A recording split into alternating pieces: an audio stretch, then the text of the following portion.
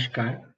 My name is Avinash, and today we shall spend some time understanding the 10 golden nuggets of Gita and how we can benefit from the profound knowledge and wisdom that resides within in leading a happy, simple, and purposeful life. The 10 nuggets that we shall talk about today are as follows: Atma, Karma Yoga, Sthit Pragya, Karm, Akarm, Vikarm, Atma Sanyam, Krishna Paksh and Shukla Paksh, Sakar, Nirakar, Kshetra Kshetragya, Satvik, Rajsik, Tamsik, and Om-Tat-Sat.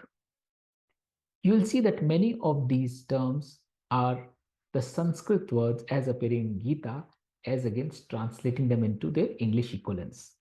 The reason being that for many of them, there are in fact no English equivalents. Atma is loosely interpreted in many commentaries as Atma or the soul, whereas Atma, as it refers to in Gita, is not about the soul, it is about the self. Similarly, Dharma is not religion, and there are several other concepts for which there is no closest English equivalent. So, we will talk in detail about what each of these terms means, and you can relate to many of these as they apply to you. The first one is Atma. Gita lays a lot of emphasis on knowing the self or the Atma. That means, who am I? What am I comprised of? Where did I come from? Where am I destined? Gita says, "Na tvevaham jatu nasam na tvam neme janadipa na chav na bhavishyam sarve vayamatah param." There was never a time that I, you, or others did not exist, nor there will be a time when we shall all cease to be. Na jayate mriyate vada kajachi trai bhutva bhavita va na bhuyah. Ayo nitya shashvatoyam purano na hanyate hanyamane sharire. That means the self can never be destroyed, nor was created. It's timeless, takes forms through various bodies, unvitiated. And the most epic of all, Nainam chindanti shastrani, nainam dahati pavaka, na chanam kledyantapo, na shoshati marutah. That means the self cannot be cut by a weapon, burned by fire any, neither can water wet it, or dried by winds many. So the self is nothing but our eternal existence across generations, across cycles of birth and death. And to understand self, it has to go beyond the often loosely translated equivalent of the soul. The self is nothing but a yoga, a summation of all our past existences and seeds of all our future existences. So when we harbor emotions such as pride, jealousy, or lust, it is partly a legacy of our previous embodiments, and if not corrected, it will again harbor such emotions or even stronger in future. So when we talk about Atma, it goes much beyond soul. The soul is an equivalent just a spirit, the life force within.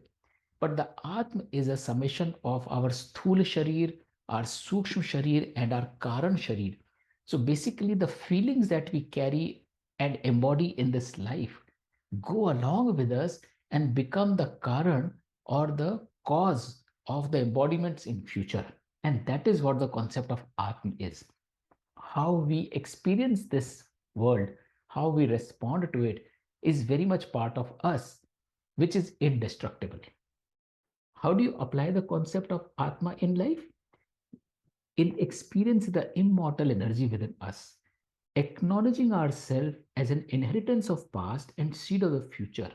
It liberates us from fear of death and creates openness towards accepting other beings as counterpart to our energy. If we are one form of energy, so is another person. And if we are indestructible, so is another person. So even feeling or wishing that you could get rid of somebody is not possible. We are all embodiments of different energies. And therefore, understanding who we are, as we will see through some of the other nuggets, each of these nuggets is closely intertwined. And therefore, knowing who we are helps us in our journey towards becoming a better human beings. The second is Karma Yoga. Karma Yoga is one of the founding principles and core tenets of Gita. According to Gita, कर्मण्येवाधिकारस्ते मा फलेषु कदाचन ma karma phal hetur bhurma te sangosta karmani. That means it is our right to act without an outcome required or to shy away from our deeds if the result is not as desired. So, if we are capable of doing something, it is our right and duty to act as per our abilities. It is against our duty to shun away from those acts for which we are responsible. Nahi कश्चित् क्षणमपि जातु तिष्ठत्य कर्मकृत कार्यते ह्यवश्य कर्म सर्व प्रकृति जैर gune. That means it is impossible to find in life without act any moment. Our very being is on our instinct and act dependent. The moment we are born, we are bound by an act. We are bound to perform an act. What kinds of act? We will see as we go along. But then to act is predestined. All acts are to be performed as if they were never delivered. Blessed is the soul that considers each act surrendered. That is to say, karmanya karmaya paschet karmani cha karmaya sa buddhi manusheshu sasukta kritasanna karma krit. And adhishthanam tatha karta karnam cha pratikridham vividhash prathek cheshta devam chaivatram panchamam. An act requires to be consummated 5 components.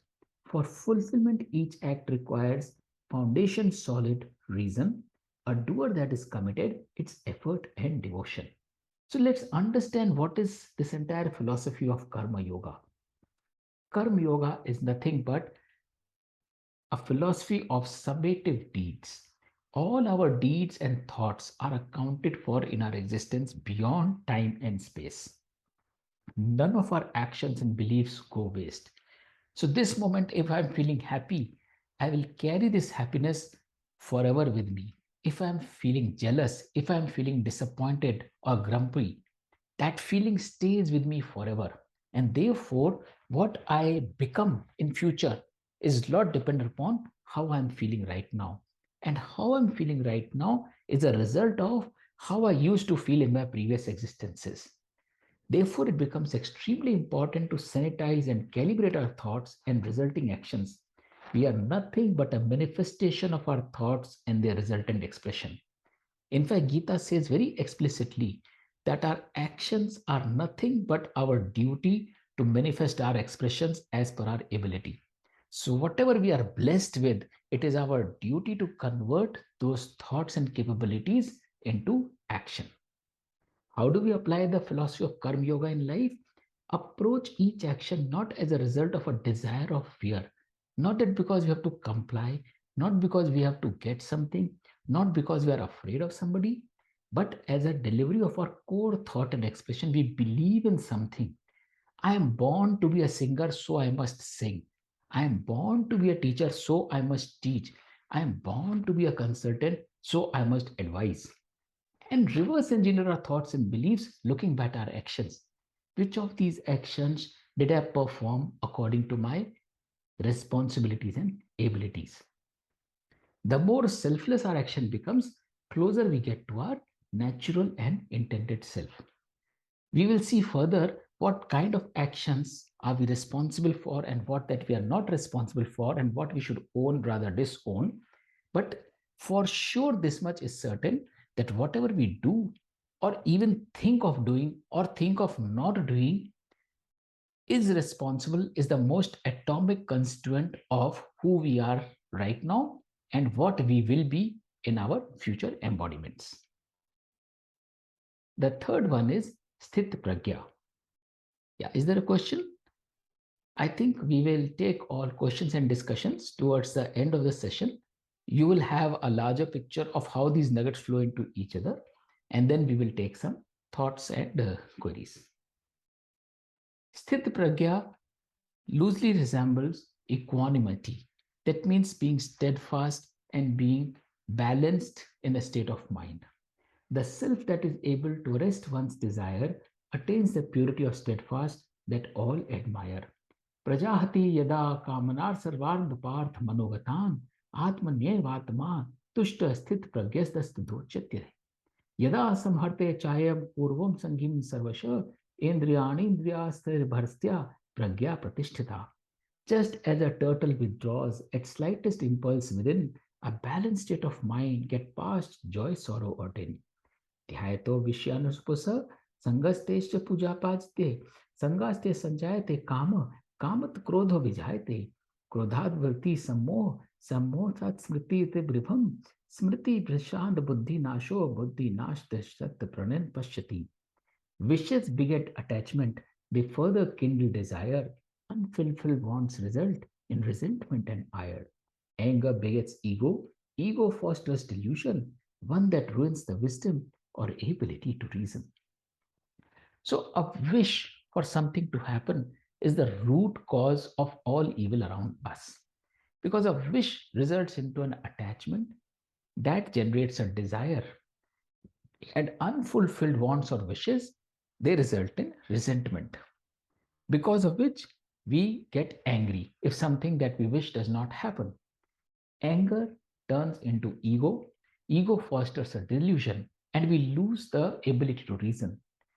And the moment we have delusion, that causes our ruin and decay.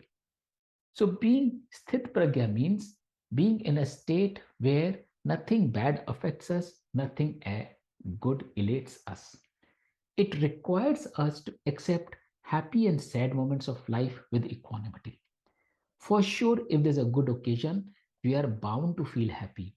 For sure, if we lose somebody or lose a relationship or lose some property, we will feel sad about it.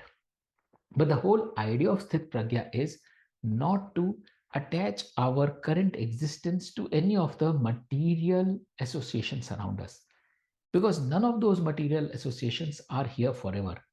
If we have a relation, there will be a time when that relation was not there. There will be a time it is there, and there will again be a time that it will not remain with us. It's just a matter of time. Similarly, for some property, similarly for experiences, and attaching ourselves to the mortality of any of those associations itself is the cause for resentment. Whereas if we see all of these experiences as just things happening to us because there are multiple forces at work, and we are bound to receive a balanced mix of happy and sad moments, we need to apply the philosophy of Sthit Pragya. That means a happy event is an occasion to celebrate our pride. A sad event is not to tarnish ourselves. Keeping ourselves aloof from joys or sorrows prepares us to perform our acts naturally with utmost purity. So we have to be a bystander. If something good has happened, it is not about us. We have to have the sense of gratitude that something good happened to us.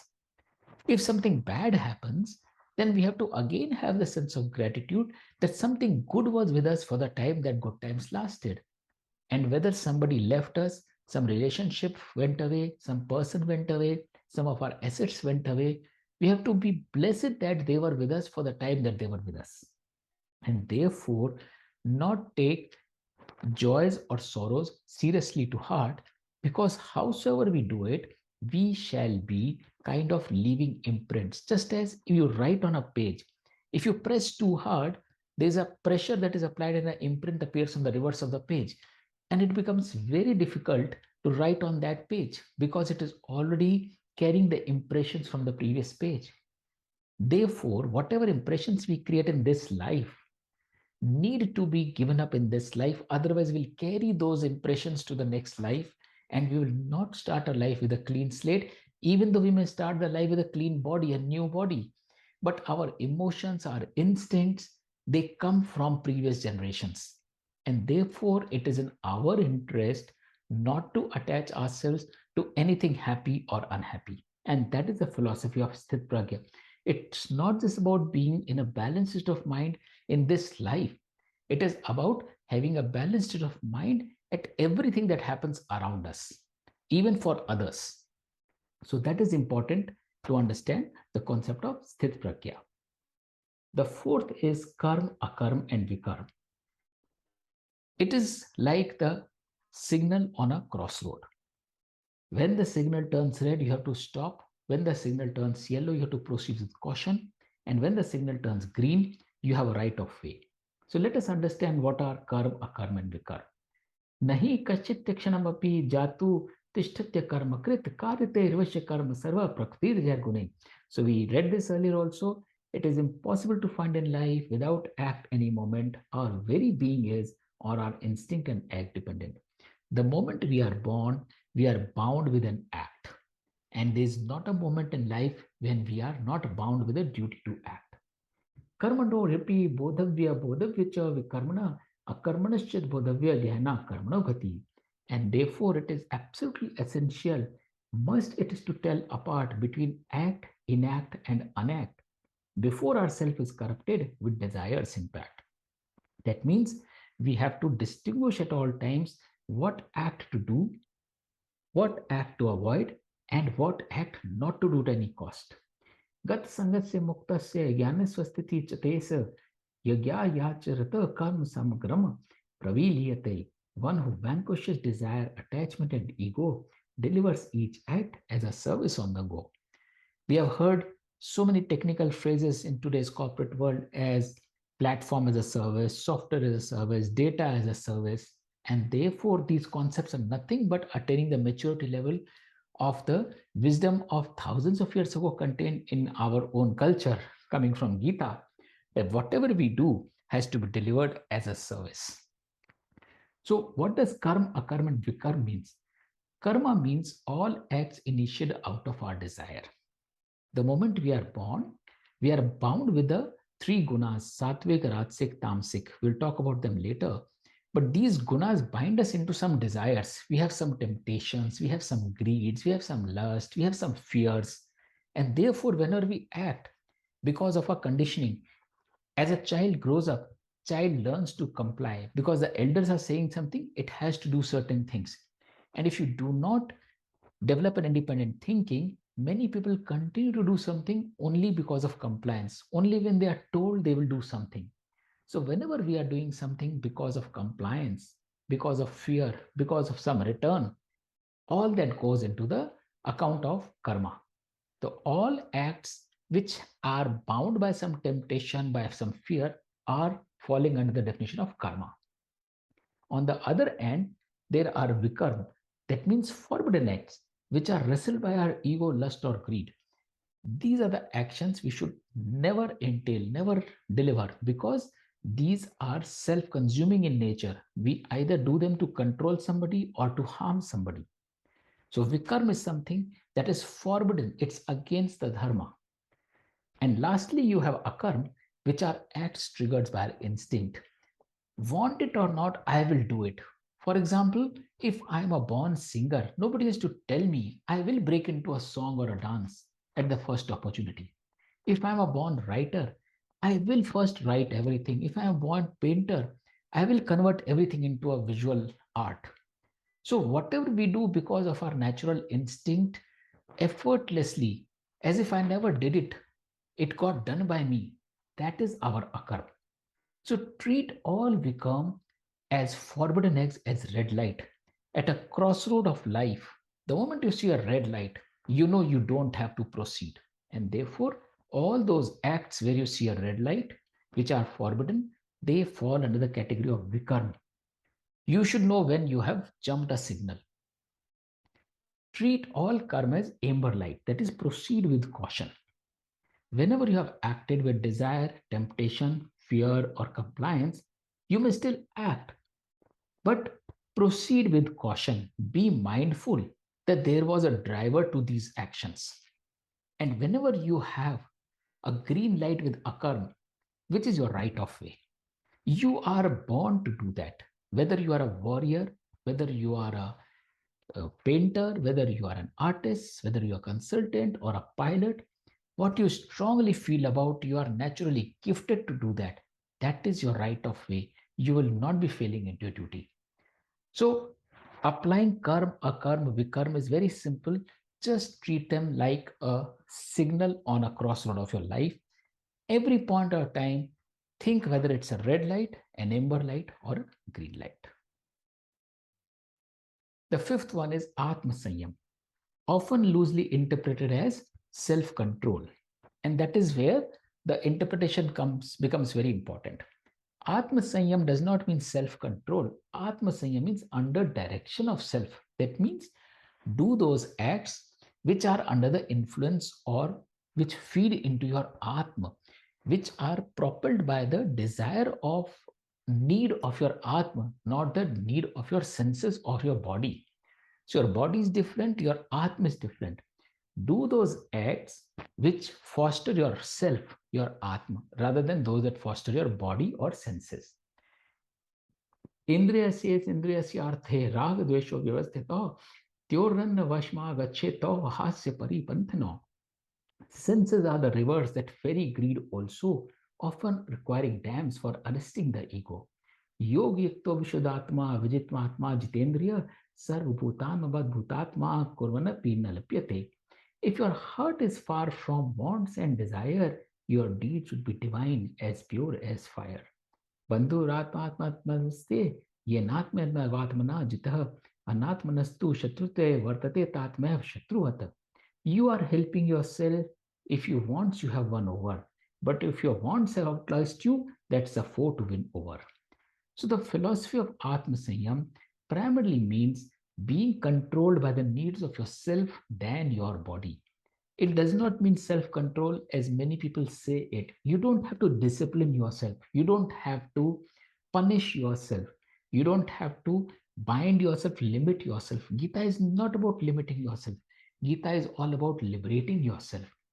Rather, what it implies is allowing your real self rather than our sources, senses controlling our thoughts and actions.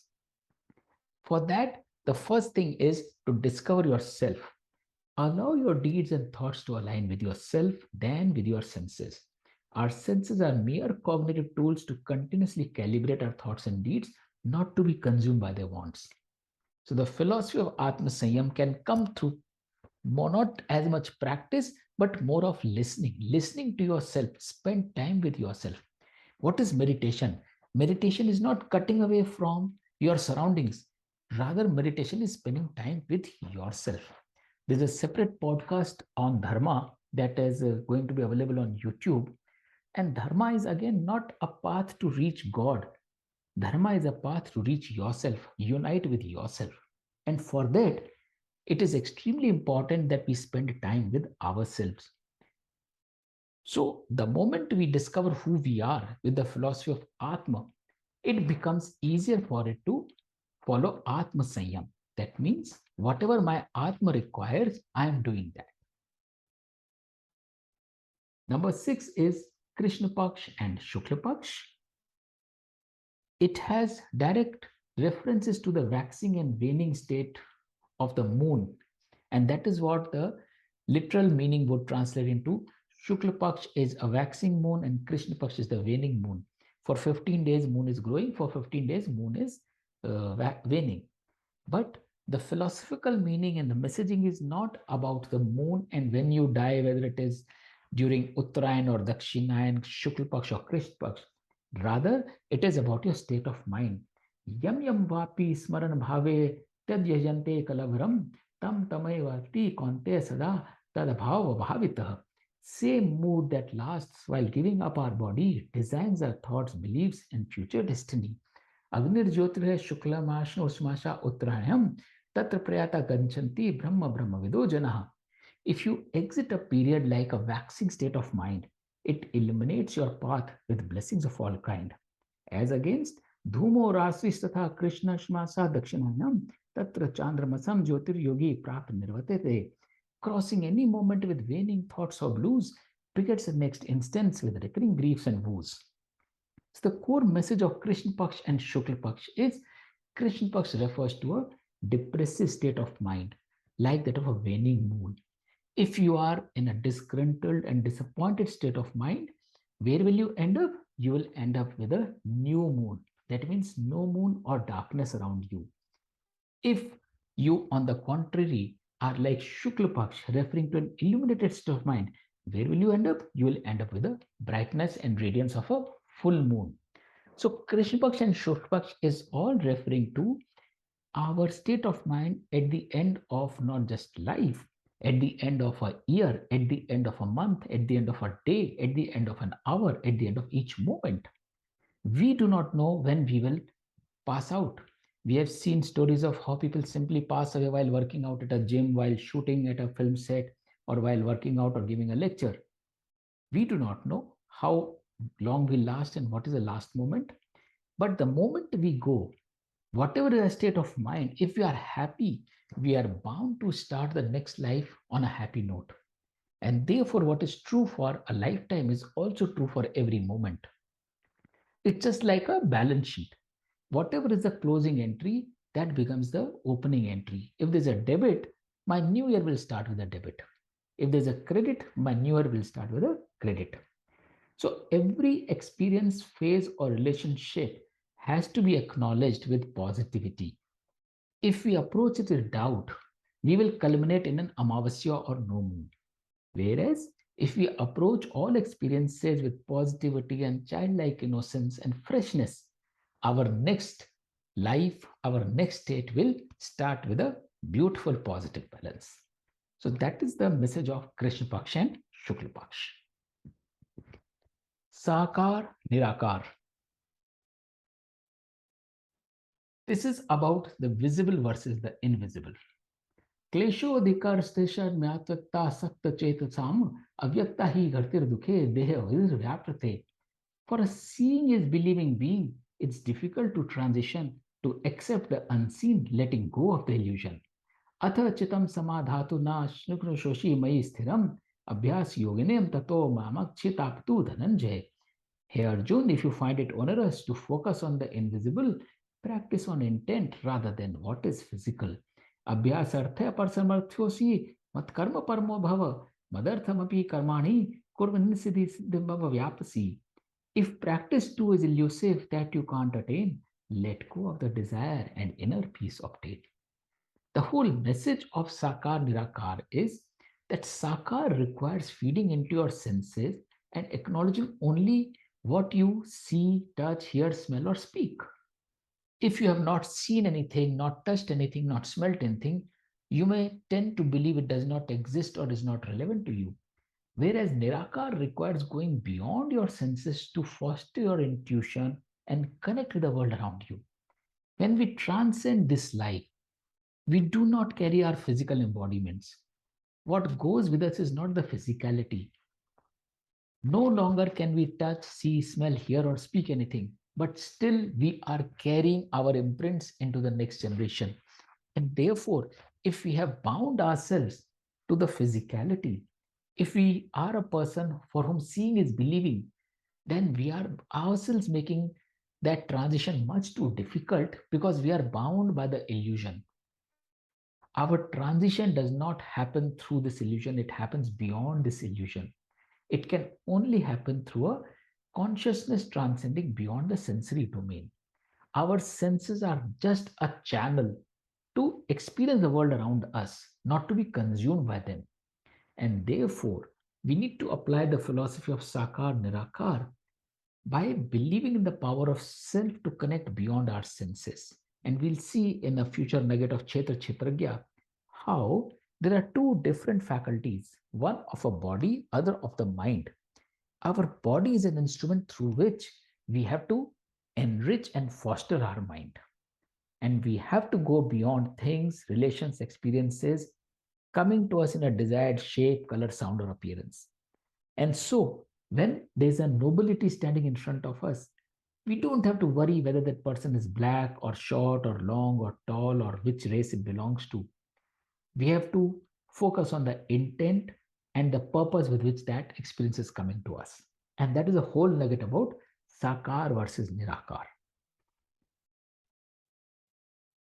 Number 8 is Kshetra Kshetragya. This is about users versus super domain. If we are all user of a system, there is a super administrator.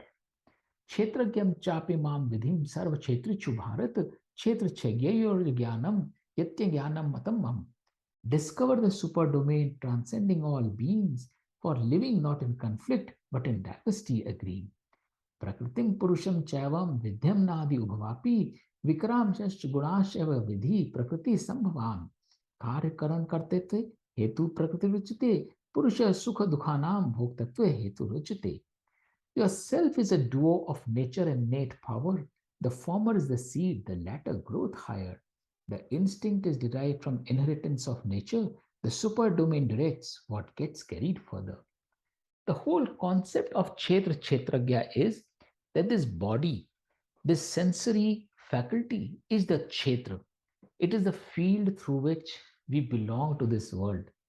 But Kshetragya is the power within this field which propels that and allows us to accept and acknowledge those experiences. So, Kshetra is the manifestation of all instincts and natural inheritances. However, we believe, however, we feel, that is Kshetra. But Kshetragya is the ability to calibrate the instincts coming your way. So, there is Prakriti and there is Purush. We inherit Prakriti as our nature or instinct, but we are all bestowed and blessed with Purush to tweak that Prakriti. That Prakriti is not static. And what changes the Prakriti? It is the Purush. So Kshetra is responsible for the Prakriti. The Kshetragya, the superpower that binds us all, is responsible for the Purush, which is the ability to tweak the Prakriti.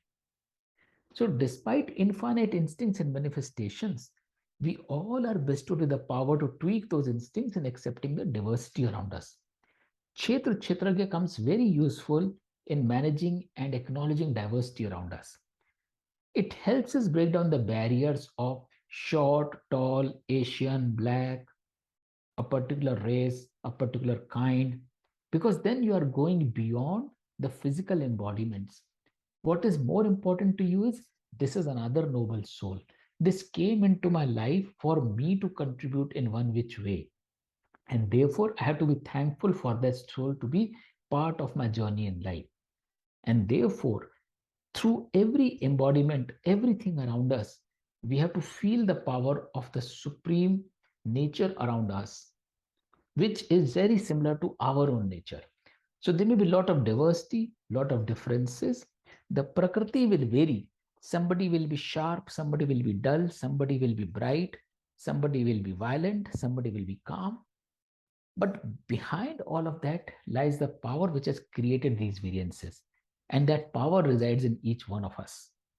So we really need to relate to the concept of Chetagya as the owner that owns up all these Chetra. We don't own this Chetra, which is our body. It is a Chetragya. It is that supreme power within us that owns this body. Then we come to a very interesting concept of Satvik, Rajsik, Tamsik. Tatra Sattva Nirmalata Prakasham Kamnamayam Sukh Sangen Bandhanti Jnana Sangen Chanag. Sattvic is the instinct of seeker with a quest, binds body and body with knowledge of the best. Rajo Ragatmakam Vidhi Trishna Sangasam Samudhavam Tannati Bhadnati Konte Karma Sangen Dehinam. On the other hand, Rajsik fosters wishes out of turf and control, urges all the actions that deliver more and more. तमस्स ज्ञान ज विधि मोहनम सर्वदेही नाम प्रमाद आलस्य निभ्राति भिस्तिनित बंधाति Bharat. Tamasic is reflection of lust, greed, consume, begetting only a life full of decay, ruin, and doom.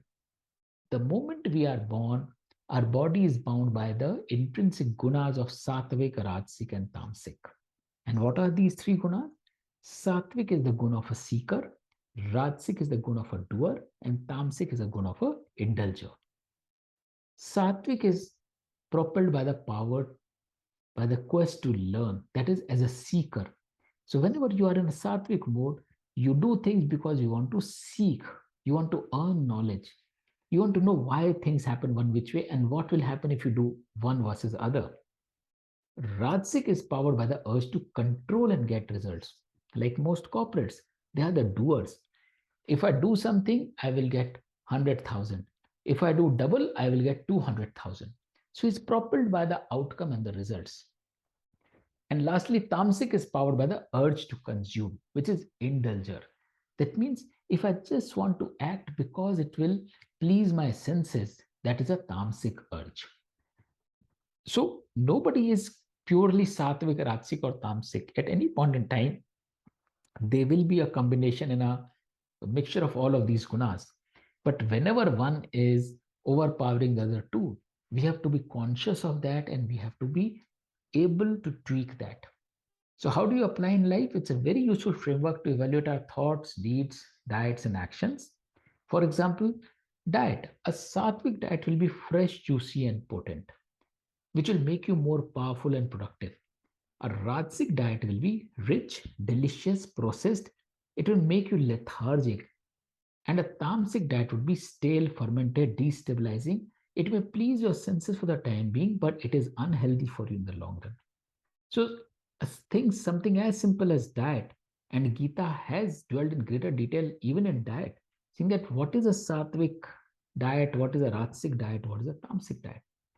Similarly, relations, those that are fostered with love and commitment are sattvic in nature, whereas relations which are inspired by returns, gifts, and outcomes, if I am good to this person, he will give me something in return, some prestige, some status, some promotion, some wealth, some gift. That is a rajasic relationship. Or tamasic relationship is a reflection of control, deceit, and ego. That means I am related to a person because I want to control that person. I want to derive something out of that person. I want to rob that person of something. That's a tamasic relationship. Similarly, in terms of deeds, sattvic deed is aligned with our nature and self. We just do it because we are made that way.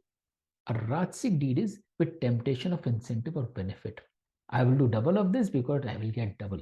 I will not do this because I am not getting anything out of it. That's a rajasic state of mind. And a tamasic deed is a deed driven by consumption, pleasure, or violence.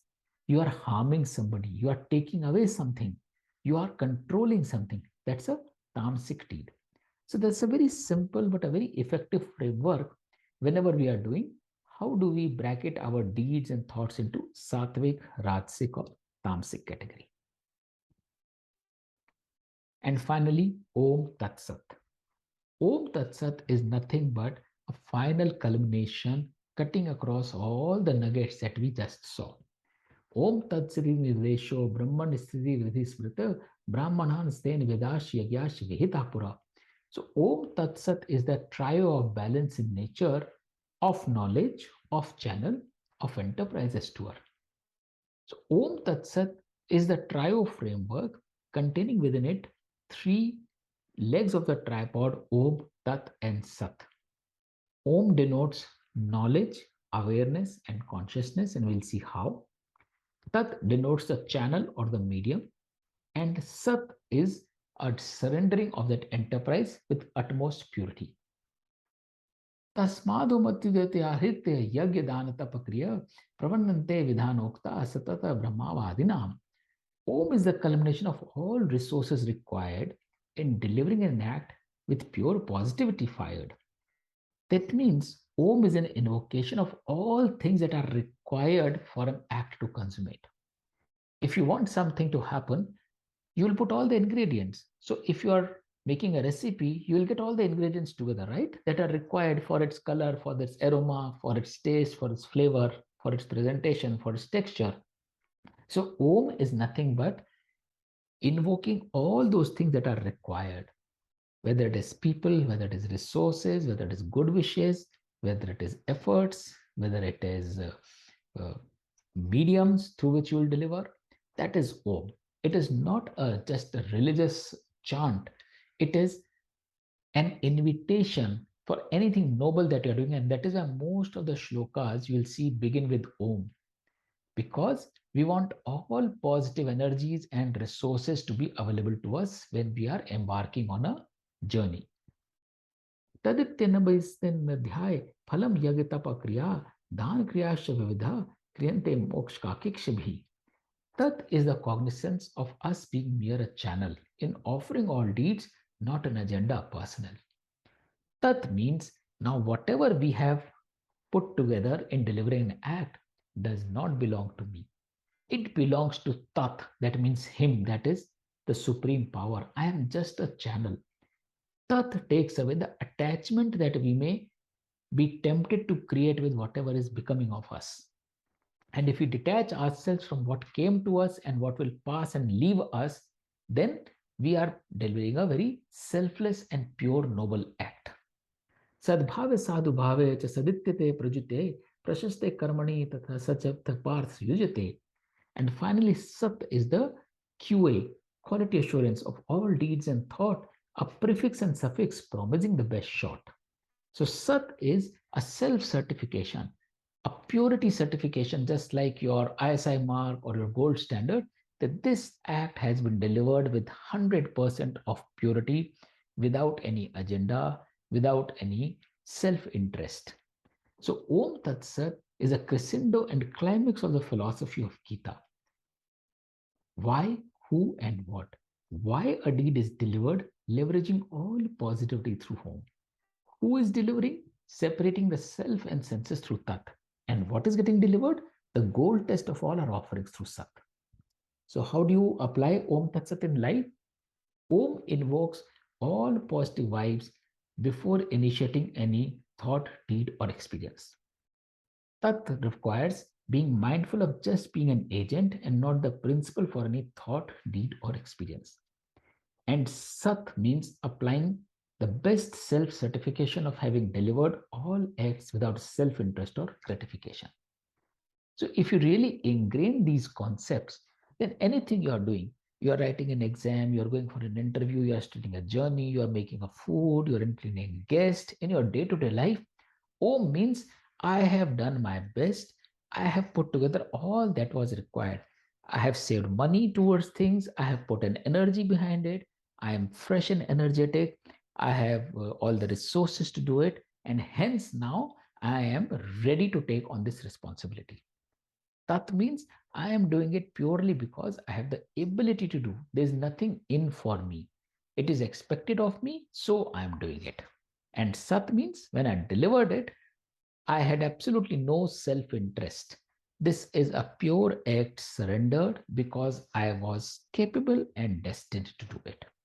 That is the philosophy of Om Tat Sat.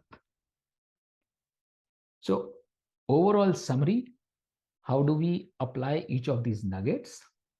Atma is about discovering self and liberating ourselves from fear of mortality, because Atma can never be destroyed. Karma Yoga is assimilating our past and future existences, just like blockchain. Nothing gets deleted ever. Everything is submitted. So whatever karma we did past is summed up and is defining who we are right now. And whatever we today will determine and define what we will become tomorrow. Sthit pragya means being detached from what happens around us. Karm, vikarm, akarm is a signal on the crossroad of life. The red signal, the yellow signal, and the green signal.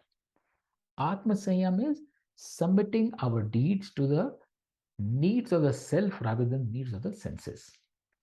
Krishna Paksh and Shukla Paksh is fostering an illuminated state of mind and acceptance.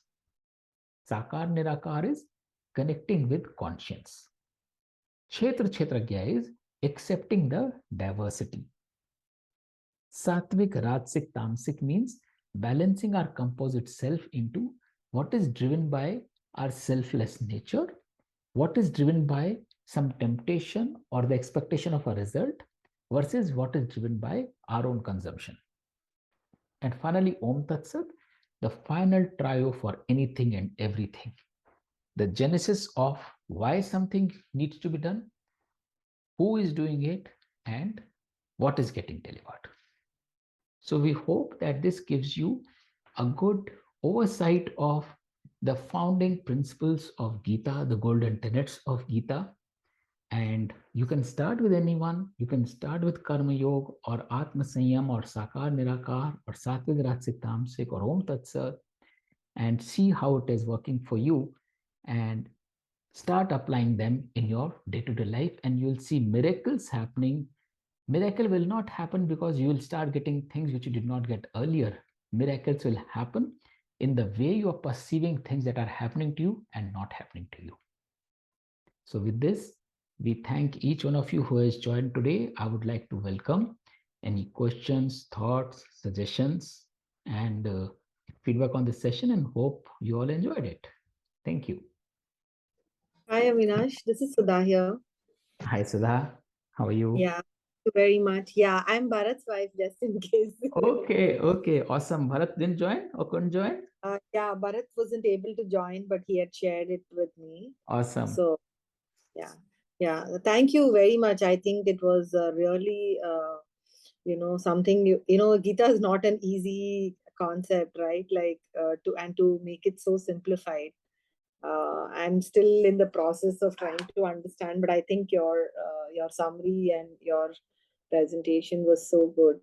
Um, I just had one question, and in which when I'm speaking to people, one is I think I know like now, especially in Singapore, a lot of people are have started doing Gita and all that. So how is it with practice, or how do we the practical application?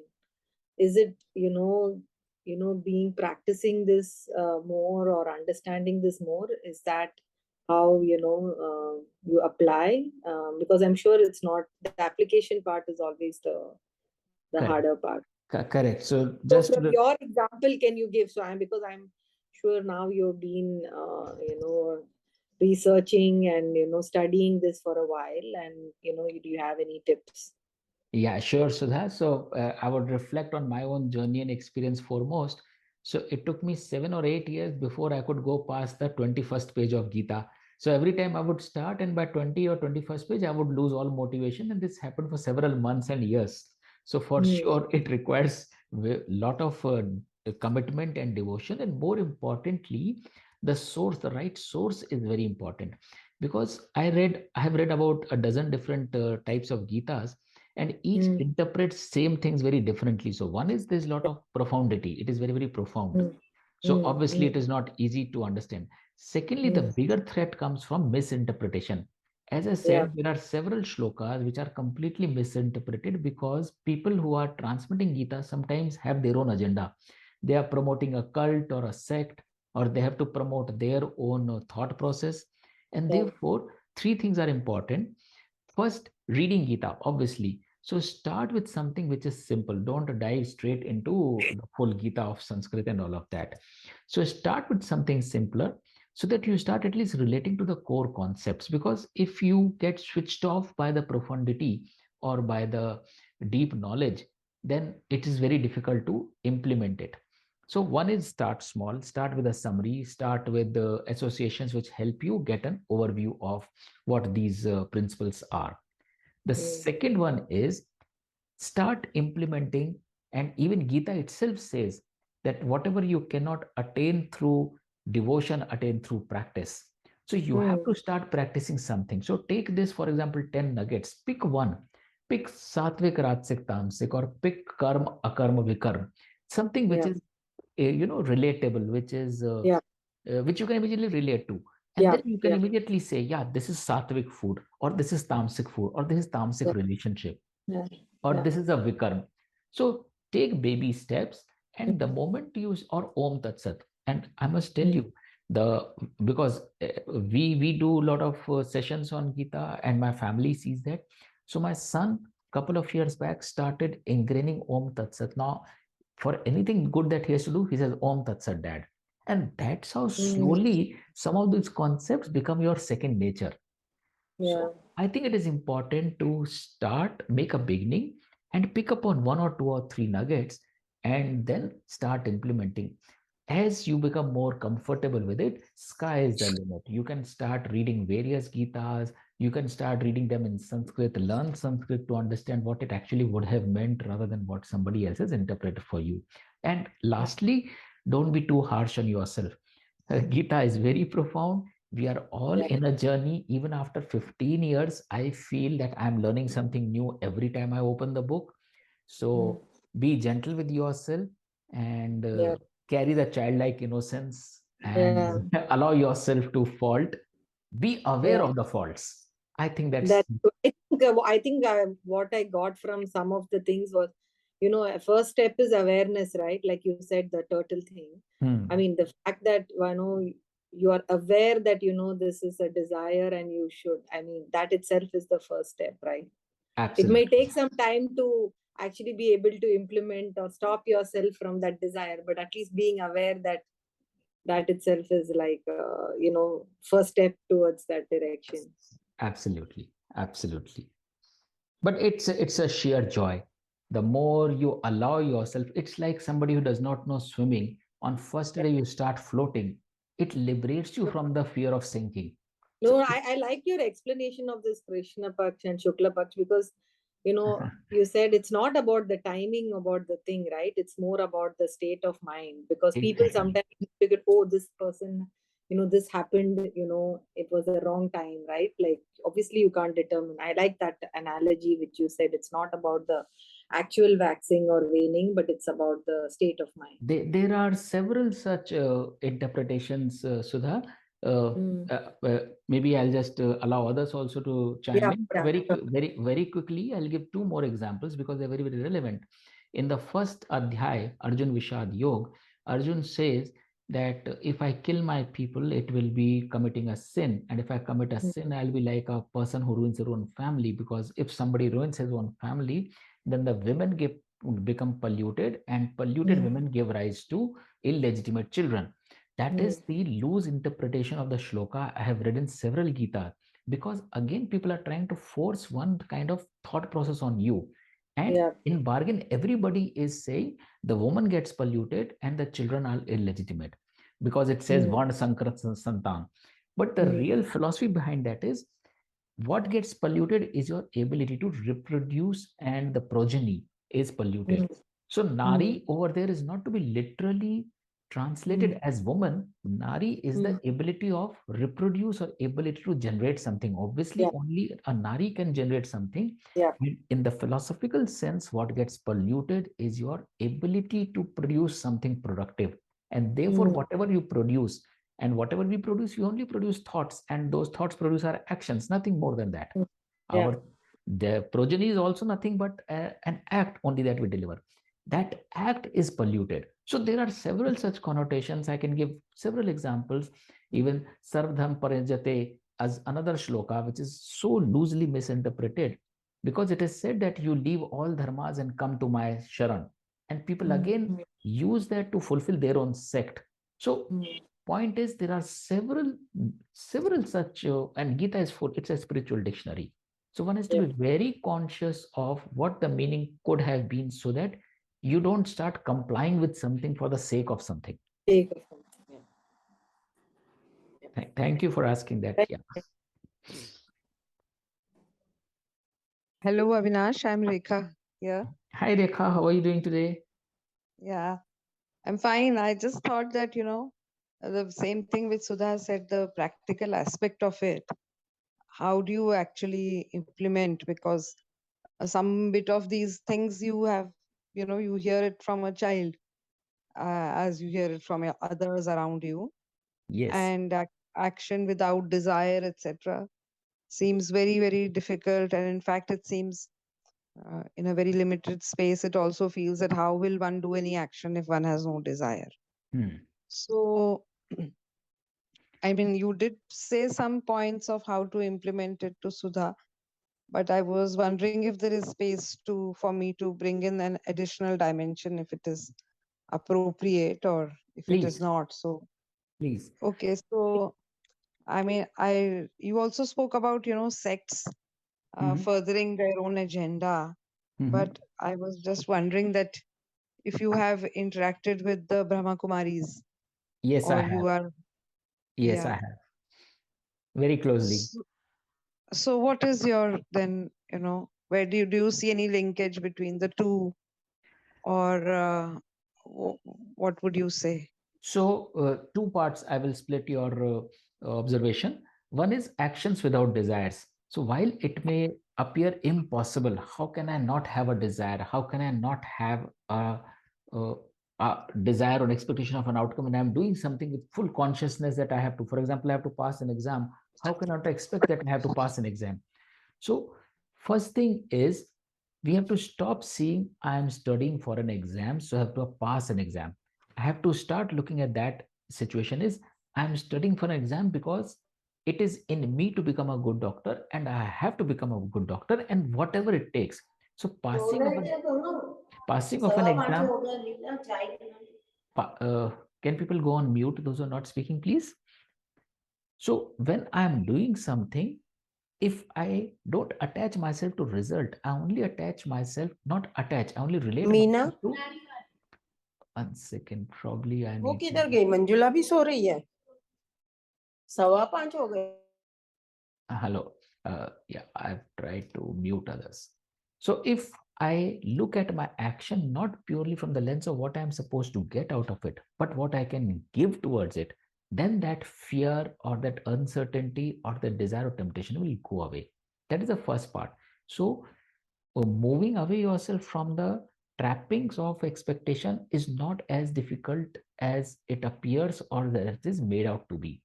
Quite often, these people who give these sermons also intimidate us. Then, no, it's not so easy, and you have to do 5 things to do it. It's not that difficult either. So, the more you identify yourself with the self, who you are, what you can do. Example, if I can sing better, I know I can sing better. Then I'm not afraid of singing.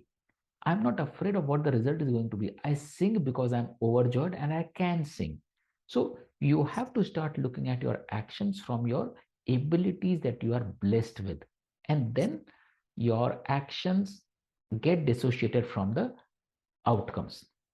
Second part, as much as I've interacted with Brahm Kumaris, uh, they are very much aligned towards the philosophy of Gita also, because they are also most of the time asking you to be in the present and in a blissful state of mind without expecting things to happen to you.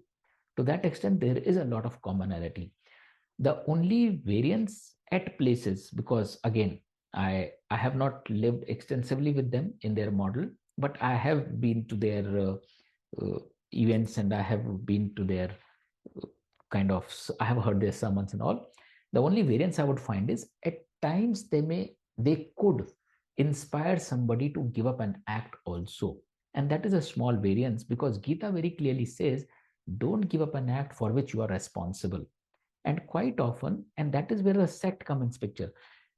The sect, with all its noble intentions, will preach certain things, will command certain things. People don't have to take it as compliance. People take that as compliance. So even in Brahma Kumaris, if they say, don't put yourself in the center of thing, or don't attach yourself, or don't do something, at times people take it to the other extreme and say, I don't have to do certain things. I don't have to invest in a relationship because that will become an attachment for me. Or I don't have to wear a bright dress because that goes against the tenets. Now, if you are blessed with certain instincts and abilities, it becomes your duty. And as Gita says, our acts are nothing but manifestations of our abilities. If I am born blessed with certain abilities, it becomes my duty to put those abilities to work, and such my actions should be.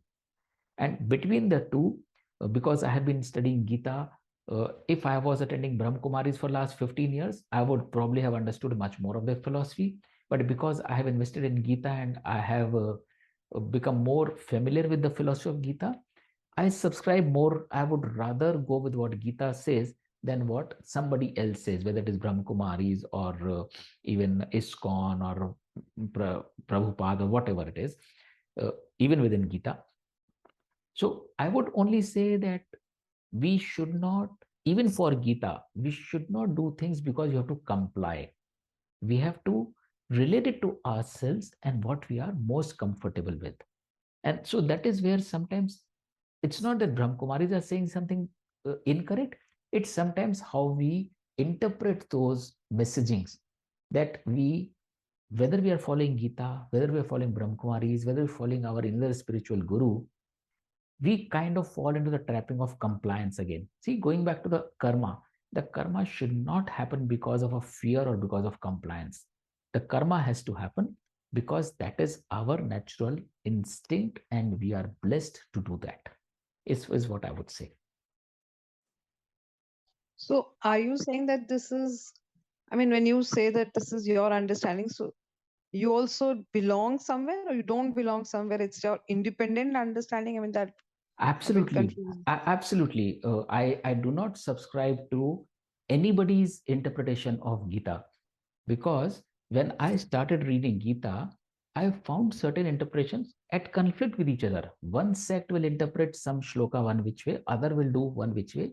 So my own journey has been, because fortunately I was good at Sanskrit and I could read Gita in Sanskrit and I could understand. And then obviously reading different Gitas also gives you different perspectives which are not conflicting, which are building upon each other. So most of what I have shared today is not borrowing from a sect XYZ or a particular book of Gita which says this shlok means this. It is my own experiences and my own interpretations of Atma. And several of them I have found Atma is so loosely and wrongly interpreted as Atma or soul in English. Atma is nothing to do with soul, because Atma goes beyond soul. It goes to the trio of Sthula Sharir, Sukshma Sharir, and Karan Sharir, which are all built on it. Karan is nothing but the feelings, the Krishna Paksh and Shukla Paksh. So each of these 10 nuggets that I have brought out are intertwined and interconnected with each other. So Atma cannot be soul, because soul is, in English connotation, soul is a spirit. Whereas when we talk of Atma, it is the sum and substance of all your past existences and seed for all future existences. It aligns with philosophy of Gita. You can start relating to it also. If you are happy today, you will see you are happy tomorrow also. If you can see that Atma building up or Karma Yoga between 1 day and 2 days, it is very easy to extrapolate it to one Janma and another Janma also. The concept of soul cannot take you farther than one life, as if it's one soul and then you enter the body and then you start life with that. So most of it is my own interpretation and how I relate it. And sometimes it gets validated in discussions like these. Sometimes I am challenged and then I try to go back and revisit some of those philosophies. So at least that's how I kind of am growing in this journey. Okay. Can you just say in one line again what is Om-Tat-Sat? Just Okay. in one. So Yeah. Om is invoking all positivity. Whenever we are doing something, you have to ensure that all the ingredients, it's just like, I'll take an analogy of a recipe. You are cooking something. So all the ingredients have to be there. If a required ingredient not there, that flavor will not be there. That flavor, aroma, color, howsoever you want it in the final product. So Om is invocation of all that is required to fulfill an act. Tat is acknowledging that you are just a medium. You don't own that act.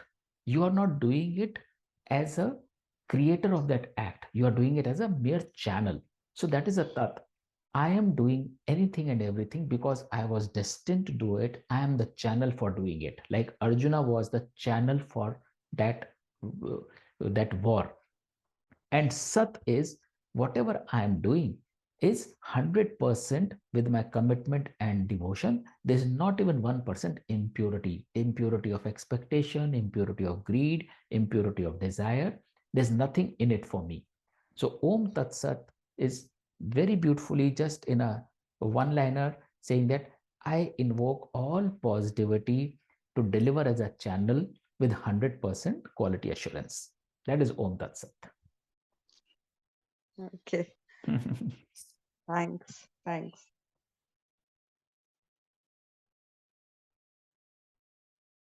So I'm aware that we are past the hour, but if anybody has any other thoughts, any other ideas, I might have muted some people because there was some background noise. If somebody wants to speak, they can unmute themselves and I'll try to unmute people. Can people unmute themselves? That would be possible. Hi, Avinash. Can I ask a question? Yes, please. This is Girija from New Delhi. Thank you so much. This was absolutely, completely mind-blowing is the word, because I have tried to read the Gita so many times, but it is so complicated. So thank you for inviting me for this webinar. A question that I have that came to my mind is when you were talking about the fact that, Krishna says that it's the same divine in everyone, right? That we should see everybody as one. Then why does Hinduism have this caste system, and why is why do our ancient texts talk about and glorify a caste system? Because this is a Hindu text after all.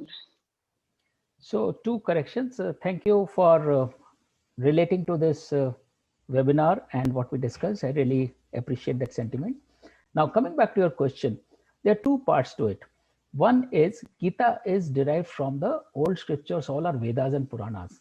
And if you go back to Vedas and Purans, they have described a Varna system, but that Varna system is not as per the color or skin or caste. Caste is not even does not even find a mention in it. So what is really important is, again, it is described according to one's varna or one's dharma. Whatever you are born with unique abilities, you have to serve the community with that ability. And that's where, as per the Chaturvarna of Brahman, Kshatriya, Vaishya and Shudra, they had different responsibilities. And an old text in Rigveda even commands that a Shudra could become a Kshatriya could become a Brahman purely by upgrading their skills. So it is over a period of time, the pollution created by some of the, as I said, agencies which were interpreting dharma for consumption for the masses, that this aberration has set in. So, and secondly, a small correction, Gita is not a Hindu text. In the whole of Gita, there is not even a single mention of the word Hindu. So Gita is a spiritual text more for aligning our own purpose in life with the divine. And therefore, if you look back, I can only say that some agencies, some institutions, to perpetrate their command and control, have degenerated our society into the current form where we have caste system.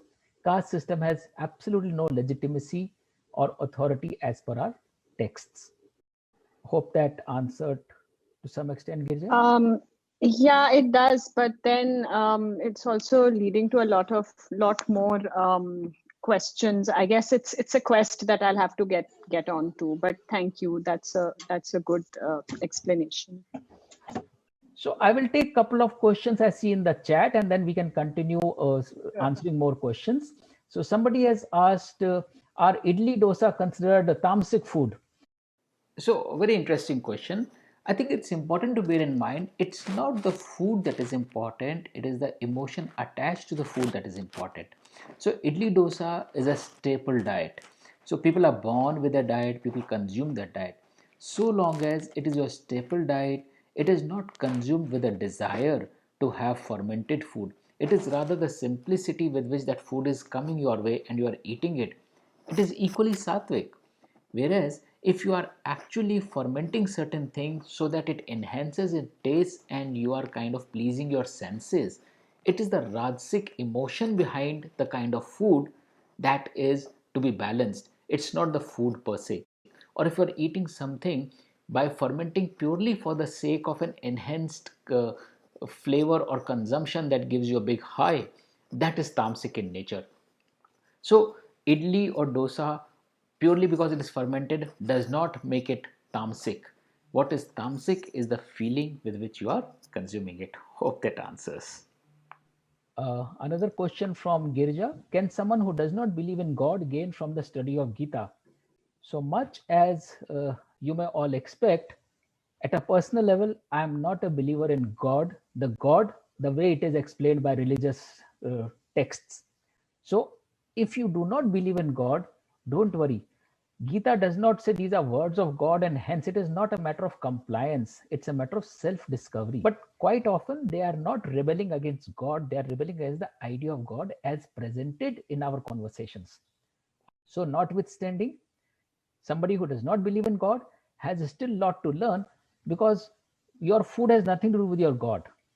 Your relationships have nothing to do with God. You can still benefit from a sattvic, rajasic, tamasic balance.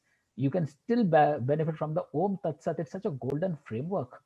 So I think it's on your openness of how open-minded are you. So I think I took most of the questions from the chat. If people have any more thoughts to share, need not be just questions, some interpretation they have heard from the past, if they found something in my session different or which they believe is not correct, I would be more than happy to share. Hello, Avinash. Hello.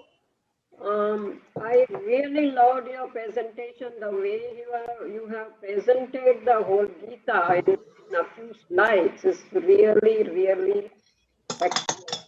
Is it possible for you to share it with us? The summary, the way you have presented, and the way that we can cope to that, what do you say, karma type, is very, very, very nicely explained by you. I'll appreciate if you could send me the presentation. We will definitely do that, Bhartiji. I will share it. Thank you, everyone. Thank you so much for joining today's session.